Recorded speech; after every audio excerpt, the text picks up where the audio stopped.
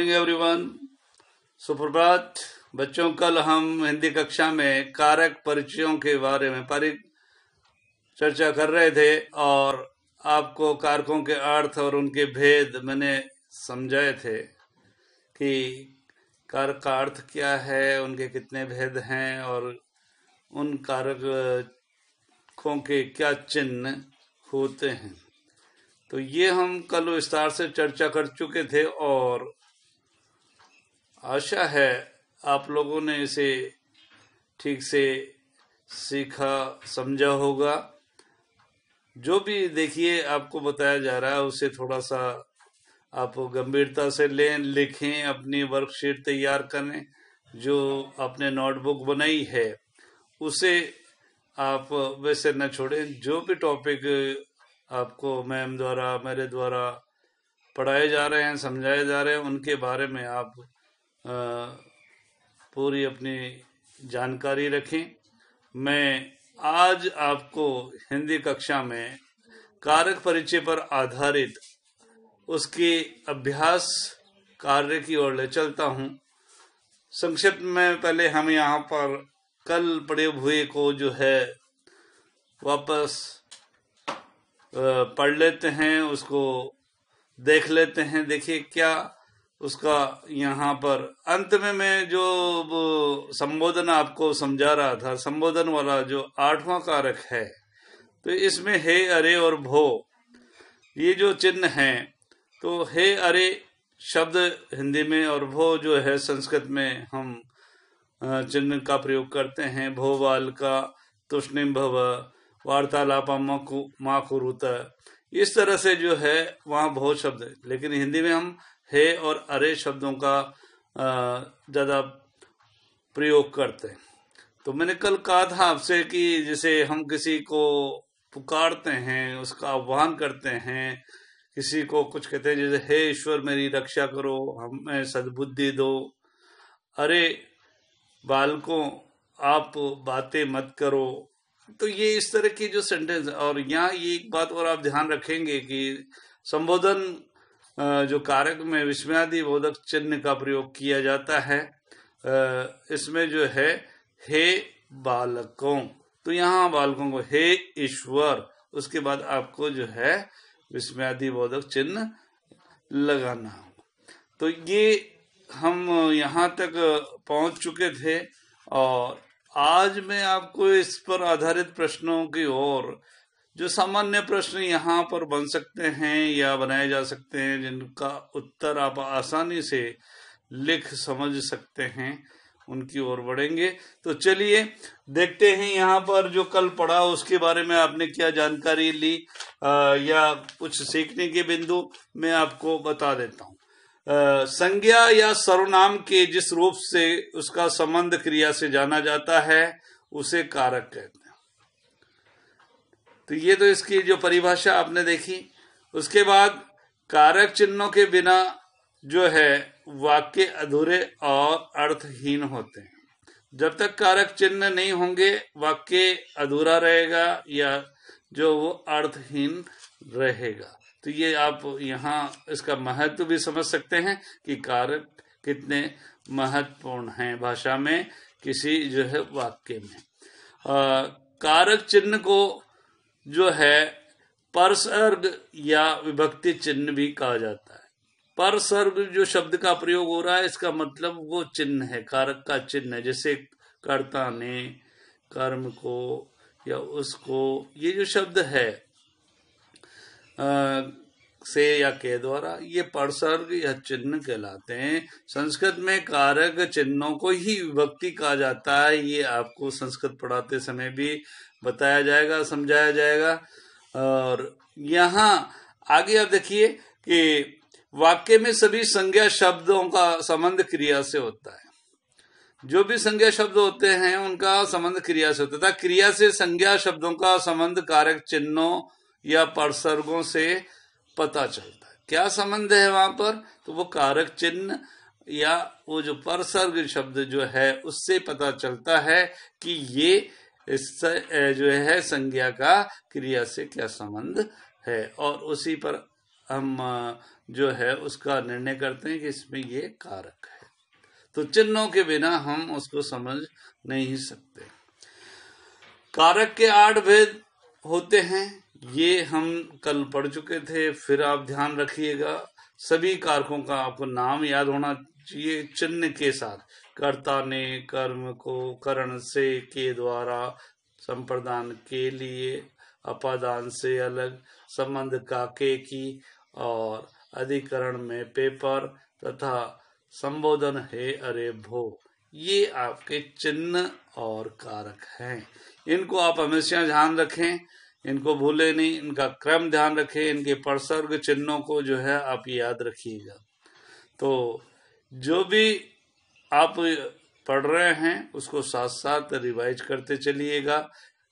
पुनः एक बार वीडियो पर वापस जो है यहाँ पर आप दृष्टिपात करें, उसको देखें और हो सके तो उसे नोट कर लें। जो भी जो है महत्वपूर्ण बातें हैं या यहाँ पर दिए गए निर्देश हैं उनको आप अपनी एक जो है नोटबुक वीडियो देखते हुए, क्लास देखते हुए आप नोट कर सकते हैं और उनको जो है एक वर्कशीट के रूप में आप यूज कर सकते हैं।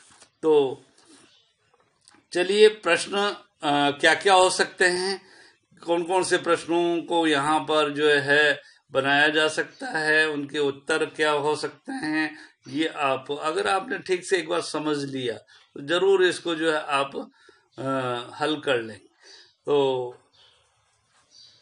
कारक किसे कहते हैं? सबसे पहला ये प्रश्न यहाँ पर सामान्य सा प्रश्न है, कारक किसे कहते हैं। तो अभी जो आपको परिभाषा बताई, कल परिभाषा बताई, उसमें आप ये बता सकते हैं कि संज्ञा सर्वनाम के जिस रूप द्वारा उसका संबंध क्रिया से पता चलता है या जाना जाता है वो कारक कहलाता है या उसे कारक कहा जाता है। ये तो इसका दूसरा प्रश्न, कारक के कितने भेद होते हैं, यहीं से जो आप शुरू कर लीजिएगा। अब कारक के कितने भेद होते हैं, तो ये जो आपने अभी अभी देखा कि कारक के 8 भेद हैं। अब 8, अगर प्रश्न इतना सा है कि कारक के कितने भेद होते हैं तो आपका उत्तर इतना पर्याप्त माना जा सकता है कि कारक के 8 भेद होते हैं।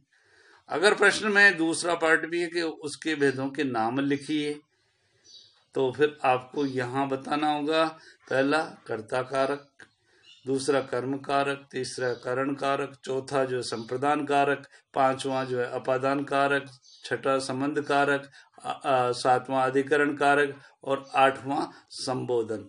ये दूसरे पार्ट का जो है आपका उत्तर होता है कंप्लीट। अगर यहाँ पर जो है कोई अन्य प्रश्न है कि या उस प्रश्न में एक से अधिक उप प्रश्न भी बना दिए गए, जैसे कारक किसे कहते हैं, उनके कितने भेद होते हैं, उनको चिन्ह सहित समझाइए या उनको पर्व सर्गों सहित लिखिए। फिर आपको जो सबसे पहले तो कारक का अर्थ बताना है, उसके बाद आपको उनके भेद, उनके नाम लिखना 8 ही, और फिर उसके बाद जो है आप बताएंगे वहां पर चिन्हों को, यानी कि जो आप 8 भेद लिख रहे हैं उनके सामने ही उन चिन्हों को लिखा जा सकता है। तो इस तरह से आपका प्रश्न हो जाएगा पूरा, उसको जो है आप अधूरा ना छोड़ें। जब भी जितना भी जो प्रश्न आपसे पूछा जाता है उतना आपको उत्तर लिखना आवश्यक होता है। कई बार ऐसा देखा जाता है कि बच्चे जो है उस प्रश्न को पूरा नहीं पढ़ते हैं, पूछा उसमें क्या है कि कारक का अर्थ भी पूछा है, भेद पूछे, चिन्ह पूछे, लेकिन केवल कारक का अर्थ लिख कर रह जाते हैं, या कोई जो है कारक के चिन्ह लिख करके छोड़ देते हैं, कुछ कारक के भेदों को ही जो है पूरा नहीं लिख पाते हैं। तो ये ऐसी स्थिति में फिर आपको जो है वहां पूरे मार्क्स नहीं मिलते हैं। इसलिए ध्यान रखें, जितना पूछा गया है प्रश्न को समझें और फिर उसका उत्तर दें। तो ये देखिए आगे हम अब यहाँ कुछ प्रश्न जो है आप देख रहे हैं आपके सामने लिखे हुए हैं, इनको ध्यान दीजिए। कारकों के आधार पर कुछ अभ्यास प्रश्न एवं उत्तर। तो ये देख रहे हैं आप, यहां पर जो है सबसे पहला तो ये आपने देखा अभी कि कारक किसे कहते हैं, वो हम पढ़ चुके हैं। इसका अर्थ अभी आपको बताया है तो इसे आप लिखेंगे। और इसके बाद प्रश्न 2, कारक के कितने भेद होते हैं? तो ये भी आप लिख सकते हैं कि कारक के 8 भेद होते हैं। अब ये इतना अगर उनके नाम लिखिए तो आप वो नाम भी अभी जो आपको पता है, पढ़ा है आपने, उसको लिख दें। प्रश्न नंबर 3 देखिए, कर्म कारक का अर्थ उदाहरण सहित लिखिए। अब आपको यहाँ पर कर्म कारक का उदाहरण भी लिखना है। कर्म कारक जो है अगर आप पढ़ा है तो लिख देंगे कि वाक्य में शब्द के जिस रूप पर क्रिया का प्रभाव पड़े, फल पड़े, उसे कर्म कारक है। इसका चिन्ह यहाँ पूछा, अगला देखिए, उदाहरण सहित लिखिए। कर्म कारक तो चिन्ह को है। अब यहाँ पर जो है आप कोई एक उदाहरण, जैसे कार्तिक ढोल बजा रहा है। अब कार्तिक किसको बजा रहा है? छात्र पुस्तक पढ़ रहा है। तो यहाँ पर जो है किसको पढ़ रहा है? बच्चा पुस्तक को पढ़ रहा है। तो ये जो क्रिया का प्रभाव जिस संज्ञा पर पड़ रहा है या उस पर सर्वनाम पर यहाँ पर आपने देखा उस पर पड़ रहा है, तो वो जो है आपके कर्म कारक होता है। तो ये दूसरा प्रश्न आपने, तीसरा प्रश्न हो गया। क्वेश्चन नंबर 4, इसमें लिखा हुआ देखिए, निम्न चिन्हों पर सर्गों से सार्थक वाक्य बनाइए। कुछ यहाँ फिलअप्स या जो है आपको ब्लैंक दिए हुए हैं और उसमें ऐसे प्रश्न दिए हुए हैं जिनको आप जैसे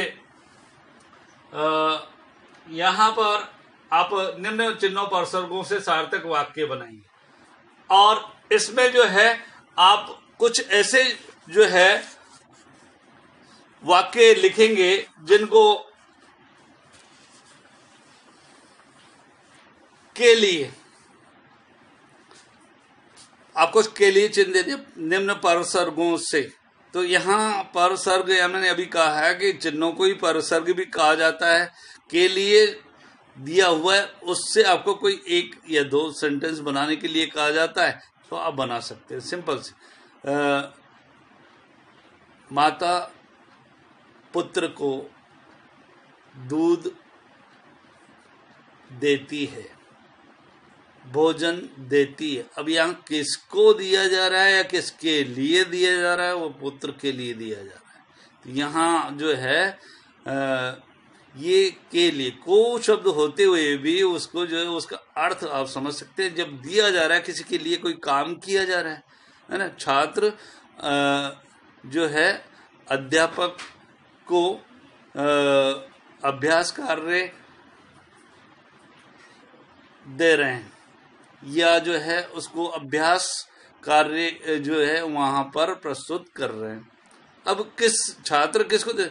यहाँ अध्यापक को दे रहे हैं। छात्रों ने जो टास्क दिया है, अध्यापक ने जो टास्क दिया है छात्रों को, उसका जो है वो सॉल्यूशन या उसके जो है उत्तर अध्यापक को दे रहे हैं या अध्यापक छात्रों को उपदेश दे रहे हैं, पढ़ा रहे हैं। ये जो सेंटेंस है यहाँ पर को या के लिए जो है उसका सही है।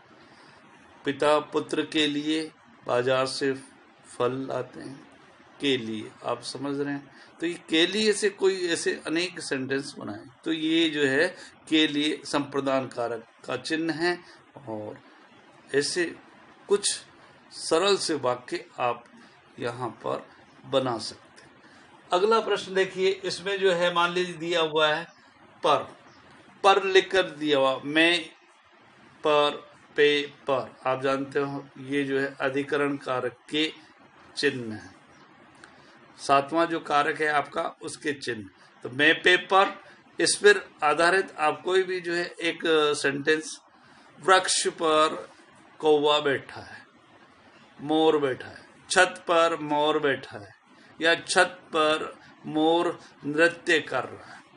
आप देख रहे हैं यहाँ पर इसका जो है पर, कहाँ पर मोर कहाँ नाच रहा है या नृत्य कर रहा है? वो पेड़ पर कर रहा है, छत पे कर रहा है या किसी और स्थान पर। कौवा कहाँ बैठा है? पेड़ पर बैठा है। तो ये पर, अब जैसे कमरे में बच्चे खेल रहे हैं, अंदर कमरे में। तो यहाँ में शब्द किसी स्थान के विशेष, स्थान विशेष के ऊपर या स्थान पर काम क्रिया हो रही है। तो ये जो है अलग, इसके अलावा कोई भी जो आपको दिया जाता से उपसर्ग परसर्ग चिन्ह द्वारा आप यहाँ पर कोई वाक्य बनाए, आपको कहा जाता है से। अब ये जो है यहाँ पर आप या तो वहाँ प्रश्न अस्पष्ट है, आप देखें से के द्वारा जो चिन्ह है परसर्ग है वो किसका है, आपके करण कारक का, और से अलग होना आपका जो है परसर्ग या चिन्ह है अपादान कारक। तो दो है, यहाँ अलग होना पाया जा रहा। वाक्य देखें, परिस्थिति देखें, अगर वाक्य लिखा हुआ है इससे अलग होना पाया, या किसी से कोई डर रहा है तो वो जो है, यदि यहाँ किसी माध्यम से क्रिया की जा रही है, किसी के द्वारा, किसी साधन के द्वारा क्रिया की जा रही है, तो वो जो है करण कारक आप वहाँ लगाना है। तो उस पर आधारित प्रश्न बनाए। जैसे छात्र कलम से लिख रहा है, अब ये किससे लिख रहा है, वो कलम के द्वारा कार्य किया जा रहा है। मैदान में बच्चे गेंद से खेल रहे हैं, अब वो खेलने का जो माध्यम है, गेंद साधन क्या है, गेंद है, बॉल है। तो ये जो है किसके माध्यम से खेला जा रहा है, बॉल। तो से ये करण कारक। तो इस तरह से वाक्य अध्यापक पुस्तक से पढ़ा रहे हैं, किसके द्वारा पढ़ाना है, पुस्तक से पढ़ा रहे हैं। तो ये आप देखेंगे इस तरह के सेंटेंस जो है बनाए जा सकते हैं, उनको जो है आप लिख सकते हैं। कोई भी आठों कारकों पर आधारित कोई भी चिन्ह आपको दिया जा सकता है, उसका आपको अगर पता है कि किसका चिन्ह है या कहाँ प्रयोग करना है, आप सरल से वाक्य, छोटे से 2, 3, 4 शब्दों के वाक्य बना सकते हैं। अगला देखिए आप, जैसे मान लीजिए डरने, से डरने, से डरने ब्रैकेट में लिखा हुआ है, तो आप यहाँ अपादान का, बच्चे चोर से डरते हैं। अब यह डरने का काम, चोर से अलग, यानी डर किसके कारण है, वो चोर के कारण। तो यहाँ वो डरने के अर्थ में अपादान कारक हो। बालक शेर से डरते हैं, या इंसान जो व्यक्ति है, मनुष्य, वो शेर से डरता है क्योंकि खूंखार है, हिंसक प्राणी है, वो खा जाता है, तो उससे हर कोई डरता है। जानवर शेर से, सिंह से भयभीत हैं, जंगली जानवर सारे, क्योंकि जंगल का जो है राजा, आप जानते हो शेर को सिंह को माना गया, उसके आवाज करने पर ही, उसकी दहाड़ने पर ही जो है सारे जीव जंतु भयग्रस्त हो जाते हैं, डर जाते हैं और इधर उधर भागकर छिपने का प्रयास करते हैं। तो आप ये देख रहे हैं, डरने के अर्थ में अपादान कारक पंचमी विभक्ति का प्रयोग होता है। इसका चिन्ह से अलग होना या से डरना, ये आप। नेक्स्ट, को चिन्ह द्वारा या परसर्ग द्वारा कोई वाक्य बनाइए। अब यहां पर देखिए को, अभी मैंने बोला था कि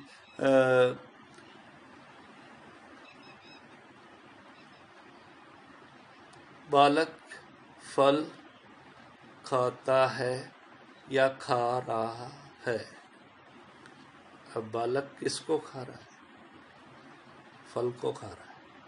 तो यहाँ जो है ये सेंटेंस को, भले ही वहाँ साइलेंट है, वो लिखा नहीं हुआ है, लेकिन आप इसका प्रयोग कर सकते हैं। बच्चा पानी या दूध पी रहा है, किसको पी रहा है, वो पानी को या दूध को पी रहा है। तो इस तरह से यहाँ पर इसके प्रश्न बनेंगे। तो एक चिन्ह दिया हुआ है, 2 चिन्ह दिए हुए हैं, अलग अलग चिन्हों को जो है आप समझें, उनको याद रखें कि ये उस कारक का चिन्ह है, परसर्ग है, और उससे जो है ऐसे सरल वाक्य बनाने का प्रयास करेंगे। तो ये अब आगे देखिए आप, निम्नलिखित रिक्त स्थानों में उचित परसर्ग लिखिए। तो यहाँ उचित चिन्ह द्वारा रिक्त स्थान पूर्ण करिए या भरिए। लिखा हुआ है आपके मेज यहां पर ब्लैंक दिया हुआ है, पुस्तक रखी है। अब मेज कहाँ रखी है, पुस्तक जो कहाँ रखी, पुस्तक कहाँ रखी, मेज पर रखी, टेबल पर। तो ये जो है मेज पर आएगा, यहां पर आप वहां जो है पर चिन्ह का प्रयोग करेंगे। पुस्तक मेज पर रखी है, या जो है और कोई वस्तु मेज पर रखी है, गिलास मेज पर रखा है, या पुस्तक मेज पर रखी है। तो ये पर सर का चिन्ह का प्रयोग इस ब्लैंक में आपको करना होगा। नेक्स्ट, बच्चे, अध्यापक और डॉट डॉट जहां ब्लैंक के बाद लिखा डर गए।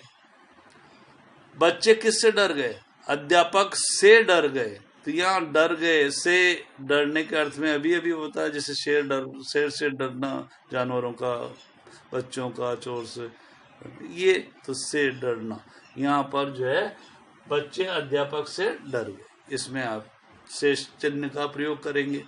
अगला, इस विधि द्वारा, अब यहाँ पर जो ब्लैंक दिया हुआ है, डॉट डॉट दिया हुआ है, इसमें आपको इस विधि से या विधि द्वारा हम अन्य वस्तुएं बना सकते हैं। तो किस विधि से, यानी किस तरीके से, किस मेथड से, फॉर्मूला से, यहाँ से या द्वारा, यानी कि आप या तो द्वारा लिखें, इस विधि द्वारा या इस विधि से हम अन्य वस्तुएं भी बना सकते हैं। तो ये था आपका, इस तरह के छोटे छोटे प्रश्न आप यहां पर लिख सकते हैं। अब देखिए, इसके बाद दूसरा रूप हो सकता है इस प्रश्न का कि एक तो केवल ब्लैंक दिया जाए और आपको भरने के लिए कहा जाए, तो इसमें जो है आपकी जो है वहां पर पढ़ाई, आपका अध्ययन ही काम आएगा। यदि आपके पास ऑप्शन नहीं है तो सीधा फिर आपका पढ़ा हुआ, आपका जो है समझा हुआ जो ज्ञान है वही वहां पर काम आए। अगर आपने नहीं पढ़ा है तो फिर वो आप या तो ब्लैंक छोड़ देंगे या फिर गलत करेंगे। दूसरा, इसका जो है प्रश्न का प्रकार इस तरह हो सकता है, ब्लैंक दिया हुआ है लेकिन वहां आपको कुछ ऑप्शन दिए हुए, 2, 3, एक ऑप्शन तो हो नहीं सकता क्योंकि एक है तो फिर या तो गलत है, सही है, लेकिन 2 या 3 दिए जाएंगे जिसमें एक सही होगा, बाकी गलत होंगे। तो दूसरा प्रश्न इस तरह भी हो जिसमें टाइटल दिया जा सकता है, निम्न वाक्यों को दिए गए परसर्गों से दिए गए, यानी नीचे दिए गए कोष्टक में दिए गए परसर्गों या चिन्हों से पूर्ण कीजिए या भरिए। अब आपको मान लो सेंटेंस दे दिया कि जादूगर,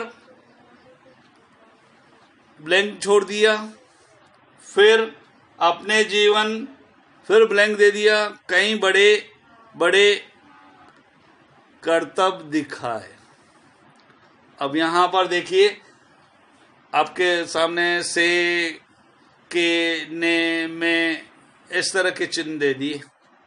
तो सबसे पहले जो है जादूगर ने, यानी जादूगर ने आएगा, जादू किसने दिखाए, जादूगर ने, जीवन अनेक कर्तव्य। अब फिर उसके बाद चिन्ह दिए हुए में पे और या के, तो आप देखेंगे जीवन में, जादूगर ने अपने जीवन में अनेक बड़े बड़े कर्तव्य दिखा। तो ने और में यहां पर परसक आपको फिलअप करना होगा।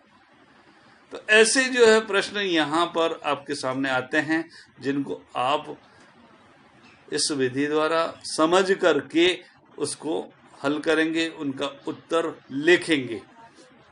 नेक्स्ट देखिए, पिताजी अभी अभी चेन्नई, और यहां ब्लैंक है और फिर लौटे हैं। तो वहां उदाहरण पर जो है ब्रैकेट में आपके सामने जो ऑप्शन है, में, पर, से के लिए दिया। अब एक को ही भरना है आपको। पिताजी अभी अभी, अब वो चेन्नई के बाद ब्लैंक आ रहा है, परसर का आपके सामने से, में के द्वारा या जो है लिए दी। तो आपको चेन्नई से, यहाँ से जो है परसर्ग चिन्ह का प्रयोग आपका होगा। कहाँ से लौटे हो? चेन्नई से आए हैं। तो यहाँ पंचमी विभक्ति अपादान कारक का प्रयोग हो रहा है, आप देख रहे हैं आप। तो इस तरह से ये प्रश्न जो है आप हल करेंगे। कोई भी जो है प्रश्न आता है कारक पर आधारित, तो आप उसकी अगर पूर्ण जानकारी रखते हैं, निश्चित रूप से आपका आंसर, आपका उत्तर सही होगा। लेकिन नहीं पढ़ेंगे तो फिर वहाँ जो है त्रुटियों की संभावना बढ़ती चली जाएगी, क्योंकि केवल आइडियोलॉजी या जो अंदाजे मार, अंधेरे में तीर मारने वाली स्थिति जो ठीक नहीं होती, वो कभी निशाना सटीक लग सकता है अंधेरे में। आप अगर कोई भी उत्तर दे रहे हैं तो ठीक उसी तरह जैसे कोई भी अंधेरे में तीर चलाता है तो वो निशाने पर, अपने टारगेट पर, लक्ष्य पर पहुंचता है, नहीं पहुंचता है, वो भविष्य के गर्त में होता है, किस्मत पर। आपका भाग्य है, साथ दे तो लग सकता नहीं। तो वैसे ही आंसर भी जो है जब तक आपको पता नहीं, आप उसका सही नहीं दे सकते। तो चलिए अगले प्रश्न की ओर हम बढ़ते हैं। इसमें जो है सेंटेंस लिखा हुआ, ब्लैंक दे दिया फर्स्ट में। बुद्धू मेरी बात सुनो। अब देखिए यहाँ पर संबोधन का जो चिन्ह होना चाहिए, और उसमें आगे आपके पास दिया हुआ हे, अरे, या वहां पर भो दिया हुआ, या फिर अन्य दे दिया, कोई भी मैं पर दे दिया, ने दे दिया। तो आप यहाँ पर हे, अरे, देखिए, अरे बुद्धू, अरे मूर्ख, मेरी बात सुनो। आप यहाँ किसी को जो कह रहे हो, किसको जो यहाँ उसको कहा जा रहा है, संबोधित करते हुए कहा जा रहा है। कोई सुन नहीं रहा है आपकी बात को, वो अपनी ही जो है कोई चलाया जा रहा है, तो फिर उसे जो टोकना पड़ेगा, उसे